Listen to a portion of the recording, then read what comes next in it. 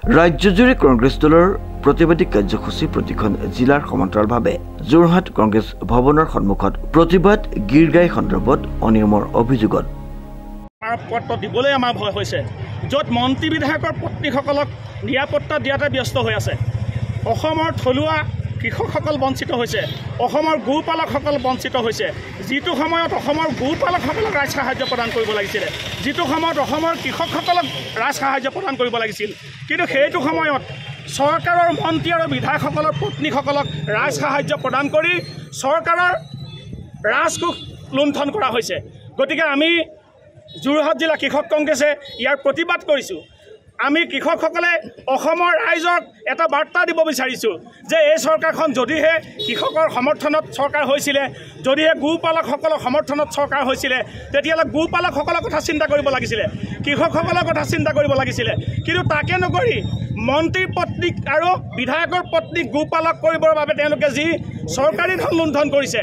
মই মানি লৈছোঁ তেওঁলোকে লোন লৈছে, তাততো ছাবচিডি আছে, কিন্তু ছাবচিডি লোন লোৱাৰ যোগ্যতা কেৱল অসমৰ কৃষকসকলৰ নাই নেকি?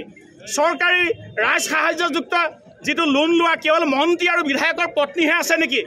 মই কৈছোঁ অসমৰ যিমানখিনি গোপালক আছে, সিমানখিনি গোপালকে যদি এনেধৰণৰ ৰাজ সাহায্য যদি পালে হ'লে, তেতিয়াহ'লে অসমত গাখীৰে উভৈনদী কৰি দিলে হ'লে। কিন্তু তাকে নকৰি কেৱল মন্ত্ৰী বিধায়কৰ পত্নীসকলৰ ৰাজ সাহায্যযুক্ত তেওঁলোকে যি লোন পাইছে আৰু যি চৰকাৰী ৰাজ সাহায্য পাইছে, এই চৰকাৰী ৰাজ সাহায্যৰ যোগেদি কেৱল মন্ত্ৰী আৰু বিধায়কৰ পত্নী লাভান্বিত হ'লে নহ'ব। অসমৰ কৃষকসকল লাভান্বিত হ'ব লাগিব, অসমৰ গোপালকসকল লাভান্বিত হ'ব লাগিব। আৰু এই কথাটোকে যেতিয়া আপোনালোক সংবাদকৰ্মীসকলে জয়ন্ত মল্ল বৰুৱাক যেতিয়া প্ৰশ্ন সুধিবলৈ যায়, তেতিয়া তেওঁলোকে চালে বেৰে কোবাই আপোনালোকৰ চেনেলৰ মালিকক আক্ৰমণ কৰিবলৈ যায়। চেনেলৰ মালিকসমূহৰ যদি কিবা দুৰ্নীতি আছে, সেয়া দায়িত্ব সংবাদকৰ্মীসকলৰ নেকি?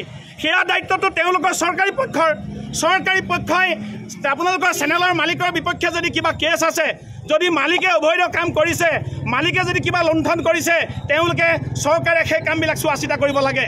কিন্তু তাকে নকৰি সংবাদকৰ্মীসকলে যেতিয়া এটা প্ৰশ্ন সুধিবলৈ যায়, স্বাভাৱিকতে যদি এজন মন্ত্ৰীৰ বিৰুদ্ধে যেতিয়া এটা অভিযোগ উঠে আৰু সেই অভিযোগৰ ওপৰত প্ৰশ্ন সোধাৰ অধিকাৰ সংবাদকৰ্মীসকলৰ আছে, কিন্তু সাংবাদিকসকলে যেতিয়া তেওঁ প্ৰশ্ন সুধিবলৈ যায়, যাতে তলৰ শ্ৰেণীৰ মানুহৰ লগত মই কথা নাপাতো, আপোনাৰ মালিকে যদি এই প্ৰশ্নটো সোধে তেতিয়া আমি উত্তৰ দিলোঁ হ'লে, এনেকুৱা ধৰণৰ কথা কৈ সংবাদকৰ্মীসকলক কি বুজাব বিচাৰিছে তেওঁলোকে?